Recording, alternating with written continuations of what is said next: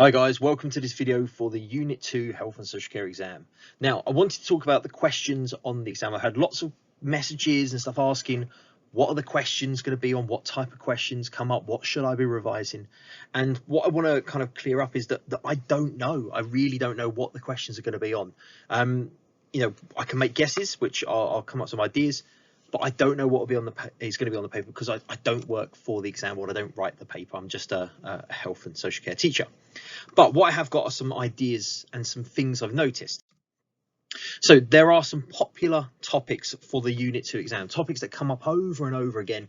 And at the very least, if you're going to be doing some revision, these are ones to make sure you have included. So anti-discriminatory practice, empowerment and rights, those first two, they love these topics. They come up quite frequently, often maybe 2 markers. How can you empower someone? How can you protect someone's rights?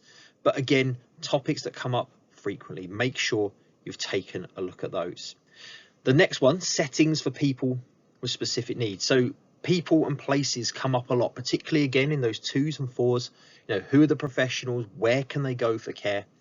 So make sure you're familiar with the people and your places. You've got those common people, GPs, district nurses, hospital, GP practice, places you can go to all the time, but do think about people with very specific needs. If they've got mobility issues, if they've got impairments, learning difficulties, where might these people go for support? Also, in past couple of years, lots of questions about people who are pregnant or have some kind of specific need with children. So again, think about services for people with children or people who are pregnant.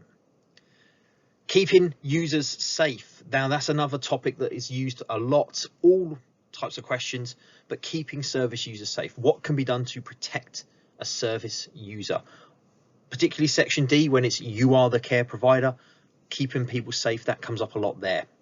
Barriers to care, popular question. As I've said in the previous video, 10 times out of 13 papers, there's been a question on barriers present. So the exam board used barriers a lot.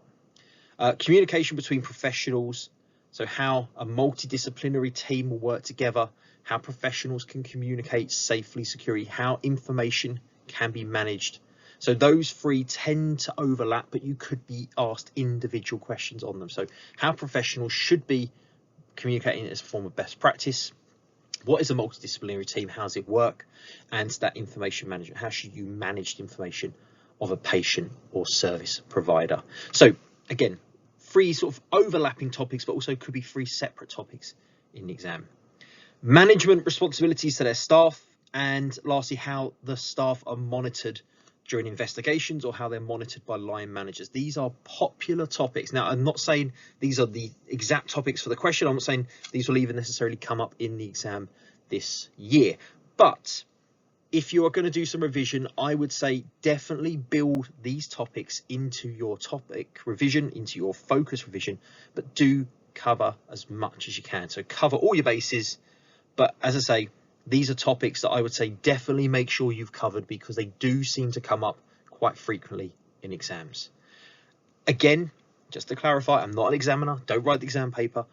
I don't know what's on the exam, but I make it a guess. And these are topic areas which do seem to be popular, do seem to come up frequently, and are definitely worth revising.